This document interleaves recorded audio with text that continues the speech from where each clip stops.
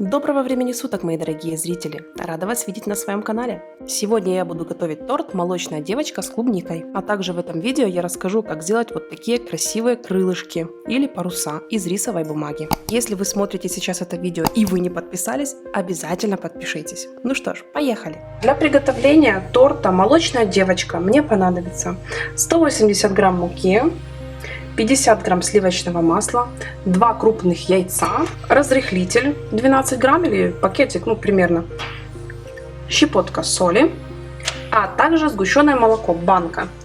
Собственно, вот такое сгущенное молоко продается в Германии, это называется Milchmädchen, что означает молочная девочка. Скажу так, разгадка, почему называется так торт. Все ингредиенты, полный перечень и весь рецепт вы найдете внизу в описании под видео. Итак, я начинаю. Тесто готовится очень быстро, поэтому можно уже включить духовку, разогреть до 180 градусов. Я вливаю 2 яйца в миску, добавляю яйца, щепотку соли и перемешиваю.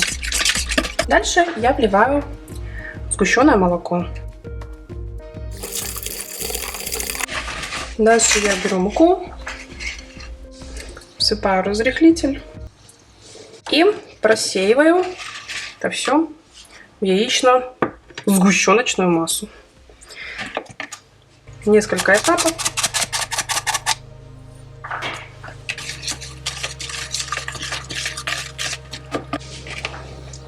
Сливочное масло я растопила пульсами в микроволновке и вливаю в тесто. Как видите, тесто готовится очень быстро. Выпекать коржи можно любым удобным для вас способом. Например, можно разделить на 2 части теста и выпекать на большом противне одну и другую часть. А можно просто нарисовать круг какого угодно диаметра и разливать тесто до краев этого круга и выпекать круглый торт. Я буду выпекать торт круглый диаметром 20 сантиметров. Тесто я буду разравнивать ложкой. Мне понадобится примерно 2 столовых ложки на 1 корж. Коржи будут хорошо подниматься, поэтому делайте тонкий слой.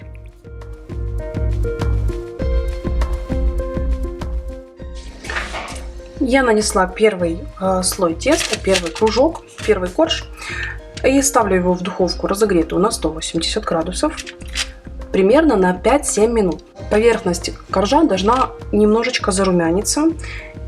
И главное, не пересушите. Внимательно смотрите. Духовки у всех разные, поэтому ориентируйтесь по своей. Коржи у тортика достаточно липучие, поэтому просто так их отодрать, я не знаю, это сложно, прилипший, да? Поэтому коржи, во-первых, нужно перекладывать бумагой. Под низ тоже подкладывать что-то нужно, либо выкладывать на решетку, потому что тоже будет прилипать к посуде. Я делаю вот так. Просто переворачиваю его и отделяю пергамент обратно, чтобы он не повредился.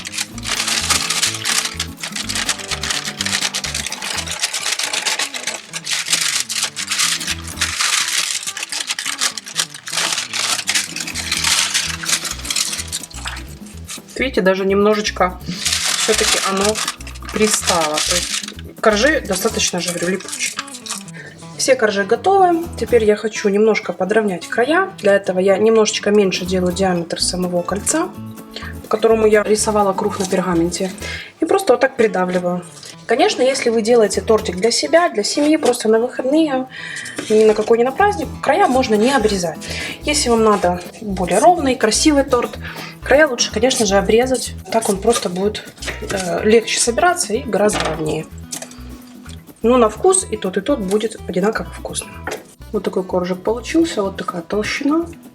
Итак, для крема мне понадобится 400 мл сливок жирных, 300 грамм сыра маскарпоне, 150 грамм сахарной пудры. Вы ориентируйтесь на свои предпочтения. Если вы любите послаще, можно и 200 положить. Если не очень сладкое, то можно и 100. Я буду делать клубничный крем. Я взяла размороженную клубнику. Здесь примерно 300 грамм. Мне надо превратить это все в пюре, и я потом в конце вмешаю это все в крем. Для начала я взбью сливки. В процессе взбивания сливок я добавлю половину сахарной пудры, а половину у меня пойдет в сыр маскарпоне. Сливки уже взбились. Теперь приступаю к взбиванию сыра маскарпоне. Нам взбить его нужно, чтобы не образовывались в креме комочки. То есть я должна разбить его структуру. Взбиваю ни до какой, ни до пышности, просто чтобы он стал более однородным. Взбивать сильно его не нужно, он очень жирный, чтобы потом он не начал расслаиваться. Также добавляю остальную сахарную пудру. И еще немножко взбиваю. Все, достаточно. Теперь я буду постепенно добавлять, где-то в 3 приема, взбитые сливки.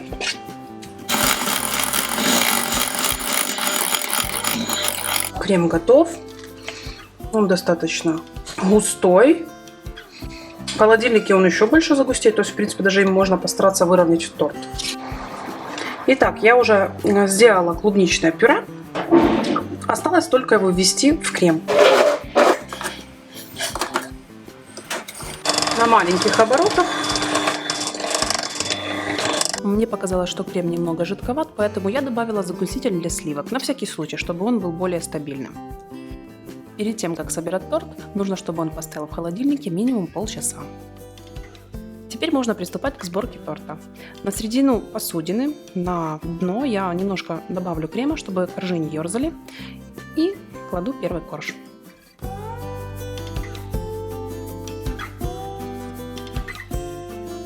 Просто супер липкие, я не знаю, они прилипают прямо к пергаменту, даже ко всему. Они вкусные, но липкие.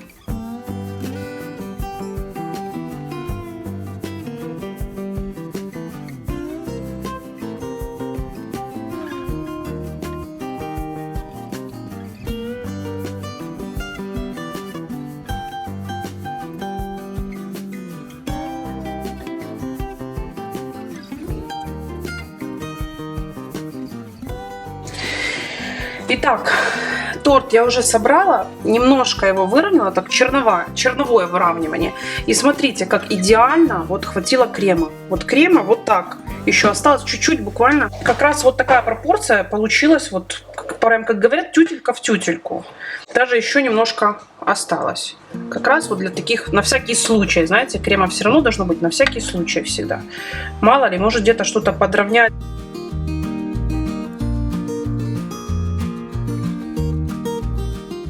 Вот такой красавец у меня получился. По бокам я обсыпала тортик сушеными кусочками клубники.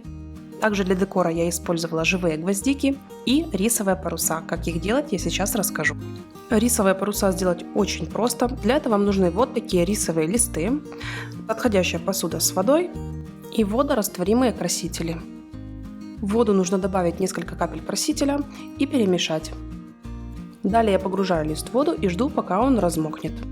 При работе с красителями желательно использовать перчатки. Когда лист полностью размокнет и превратится в такую, как мокрая бумажка, я выложу его на силиконовый коврик или же на пекарскую бумагу.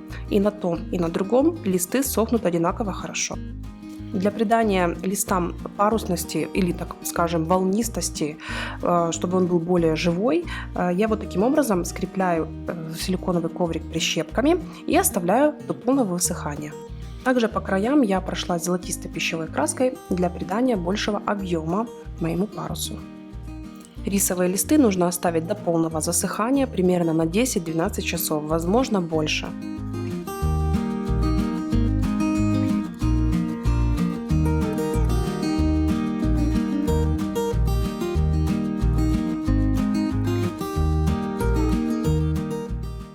Торт получился очень мягким, очень пушистым. Это один из самых таких воздушных тортов, которые я когда-либо делала. Молочная девочка будет идеально сочетаться с фруктами и ягодами. Поэтому вы можете смело добавлять кусочки фруктов, ягод, например, консервированные персики или бананы.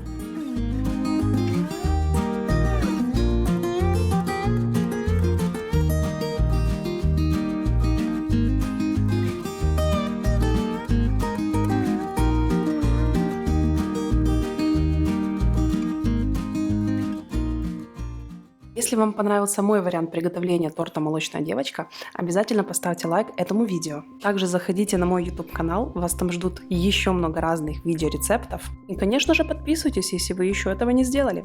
Всем приятного аппетита, пока-пока!